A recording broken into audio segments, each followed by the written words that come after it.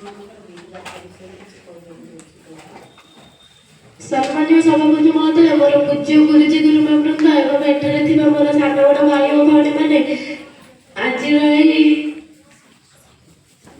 सभारे मत किसी कहबार सुजोग मिलथिबार मु निजକୁ धन्यवाद करूछि।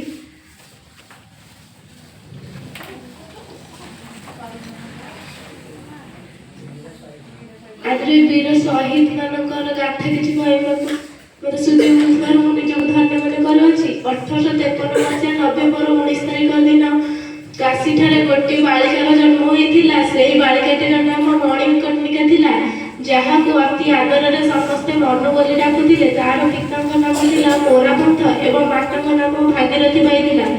परे एही बालिकाକୁ झांसीर राणी लक्ष्मीबाई कुहाଯାଉଥିଲା। परे एही बालिकाକୁ जी भारत को स्वतंत्र करने निजर प्राणी बलि देइथिले। मनु को जेतेबेले 4 वर्ष होइथिला सेतेबेले तांको माता भागीरथी बाईंकर देहांत होइथिला। पिता मोरपंथ को मनुको लालन पालन करिबारे बहुत कठिन होई पड़िथिला। छोट बेले मनु बहुत दुष्ट थिले, समस्त को निजर दुष्टामी द्वारा खुशी कराउथिले।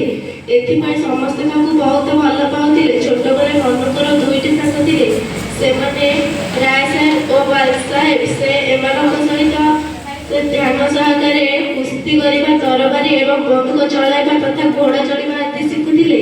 राणी लक्ष्मीबाईଙ୍କର मृत्यु ପରେ ସମସ୍ତଙ୍କ ଆଖିରେ ଲୁହ ଥିଲା। ସମସ୍ତେ ଗର୍ବିତ ଥିଲେ।